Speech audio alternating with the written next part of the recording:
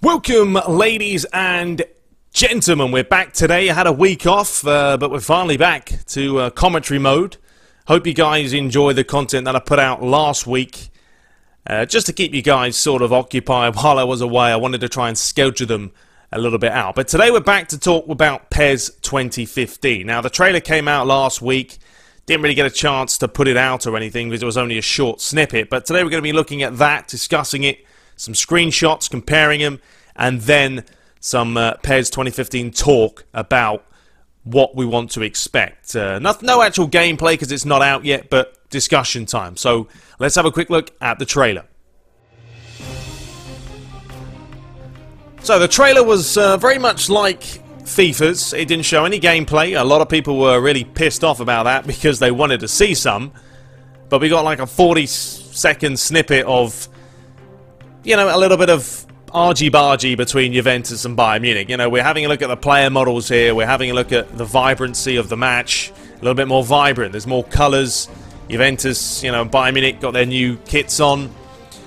And that was about it. I mean, what can you tell from that? The pitch is ours. Will it be? We'll have to wait till September, when obviously the full game's released, and new features to be revealed on July 3rd. I don't think there'll be any gameplay shown then. They're just saying features, so you know, maybe new modes will be shown. We'll have to see. But anyway, into the screenshot comparison here. PES 2014 and then 15. As I said, there's more colours. It looks a little bit better. The crowd looks more detailed, more 3D, which it needs to be if it's coming out on next gen, and we know it is. Then we have a look at Paul Pogba for Juventus, and then, you know, a little bit better on PES 2015. I thought the faces were alright on PES 2014, the ones that actually were made. We all know when the game came out it was a joke face-wise, because half the players didn't look anywhere near like themselves. Carlos Tevez there, you can see, you know, got a little bit more of the old neck, got that shark neck or whatever neck he has. Looks a little bit better. And then we'll move on to Llorente, who also has that bush going on. They're showing a lot of Juventus players, which makes me feel, okay, well, we know they're going to be in the demo, as well as Bayern Munich. They do this every year. They show teams, and they put them in the demo, and they show them, along with, you know, they'll probably have their stadiums as well. Vidal looks rather nice, and had a good tournament with Chile. Unlucky they couldn't beat Brazil, which was a shame. I was rooting for them because, you know, against the hosts it's always tough, and Brazil haven't really shown their true colours this tournament. And then finally, PES 2015, you can see the subs bench is there. Maybe we'll see more action with them. But anyway, we have some PES 2014 in the background just so you guys can watch. And I've got a list of things that I want to discuss. And let me know in the comments as well, anything you guys want to see for PES 2015. Post it. If you didn't enjoy PES 2014, also let me know. Get a little bit of a discussion going and try and keep it friendly as well. So the first thing I want to see back is weather. We haven't seen that in a long time. We want to see some rain because you have to. You know, football's played in the wet. It's played in the snow. It's played in the dry. It's played at night. There's so many conditions that are played in, and unfortunately last year all we had was summer, winter, and dry or night. You know, day or night. That was it. So we have to see some rain, and not just the rain, but the rain has to have an effect on the game. This is something that FIFA have said it's going to happen more. You're going to see more wear and tear. Rain conditions are going to make the match a lot harder and stuff. So PES has to bring that back. When it comes to snow, it's a different, you know, that's a hard engine to introduce. Will they put it in this year on PES? I don't think so, because it's just too much of an issue, and they've got a lot of other things to fix. But I would love to see snow, rain, and I would also love to see dynamic weather, which is something that, you know, even FIFA aren't going to produce. But in the future they have to put it in, because going from sun to rain and back to snow again would be phenomenal. Alright, next up we discuss the stadium editor. That has to come back as well. They got rid of that for PES 2014. It was poor. It was disappointing. They said it was the Fox engine. They couldn't do this and that and the other. Whether that was true, who knows. But it has to come back because we need more stadiums. There are only about 19 for PES 2014. It's not good enough.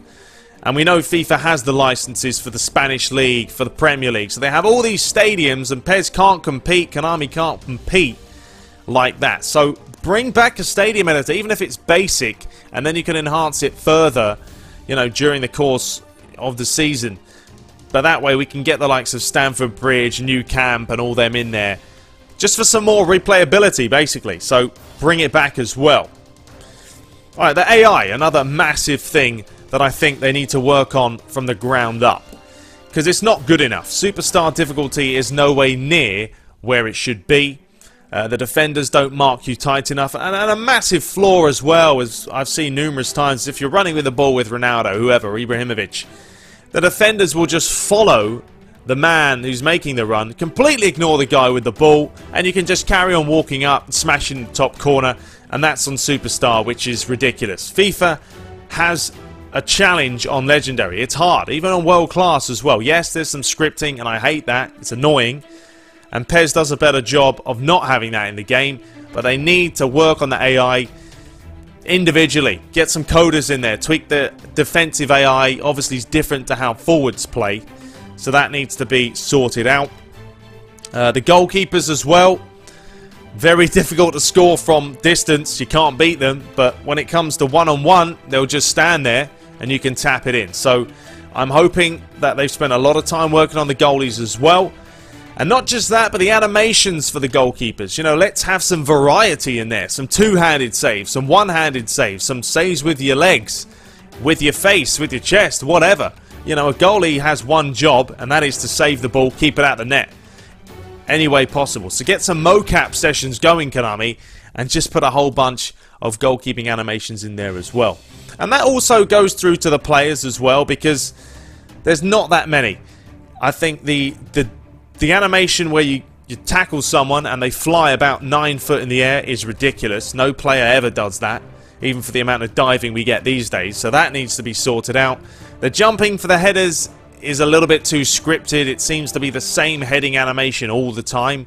So it would be nice if they, once again, mocap it, get some variety in there, because animations are massive. They're key. It's what keeps the game fresh, you know, every single match. Reaction times, another massive problem, which was a nightmare. And they've had patches that have come out and improved it, and then they've had patches that have come out and messed it up. So I want the reaction times to be like that, snappy, FIFA-like. And I will say that because FIFA's got it spot on. You want to change player, it works. You want to dribble real quick, it works. So reaction times needs to be sorted. Graphics and slowdown, another massive thing, especially on the consoles. We have a look at the PS3, the 360. Always lag in the cutscenes, and it's something they haven't fixed for how many years. It can't be that hard. And now we've got the PlayStation 4 and the Xbox One with 8 GB of RAM, better graphics. There should not be a problem. And if there is, they need someone to come in and fix it. This year's game should be running at 60 frames, 1080p, native, and should be crystal clear and smooth. Will it happen? We'll have to see. Commentary. You know, it's something that has been a problem ever since the game was released, and it hasn't got any better. You know, I haven't actually listened to it really this year, but we know John Champion and Beglin are both useless. They're not useless as commentators. John Champion on TV does alright, but there's no energy in his voice. There's nothing. It's just monotonous, it's boring, and he needs to come into the studio and read it like it's an actual match. So maybe bring in some new commentators, mix it up. You know, time for a change. Modes, you know, will there be any new modes? That's another big thing. I don't know. Let me know what you guys want to see in the modes front. I mean, it's tough to say what else can they add. They have become a legend. They have Master League, although they need to revamp that again. Make it more intuitive. And please make the menus look half decent, Konami. We keep getting these crappy 1970s menus. Have a look at FIFA this year. It was nicely laid out with the old tiles layout. It looks great. Copy that and tweak it. Who cares? Just make something that looks nice and dynamic, intuitive, and works all the time. But modes, you know, we've got Become a Legend, Master League, Online. I think we had 11-11 as well this year. Maybe add an Ultimate Team, change it up, mix it up a little bit. Put your own little bit of variety on there and make something new. The Master League is going to have to be revamped, and we want to see managers back once again. And probably finally in there, more freedom as well on the pitch. The game plays the massive part this year, and it has to be sorted out further. I don't think there was enough freedom this year. It didn't feel like PES 2013 where you could score so many ways in 2013. In 14, that was just eradicated. You couldn't score from outside the box. You couldn't score, you know, nice intuitive moves. And it was annoying, frustrating. Some of the passing felt scripted. You could see when the defender was going to win the ball. So bring back the freedom. Bring back the PES we love. And, you know, are they going to be able to compete with FIFA this year? I think it's going to be hard because FIFA 15 already has a step up on them. They brought FIFA 14... losing my voice. They brought FIFA 14 out last year on PS4 and it was wonderful, I have to say. And now they've got another platform to base that off. But PES 2015 is coming out new on next gen. Will it be the game we want? We'll have to see. Let me know once again in the comments. If you enjoyed the video, please thumbs it up. If you didn't, I'm sorry. But until next time, guys, take care.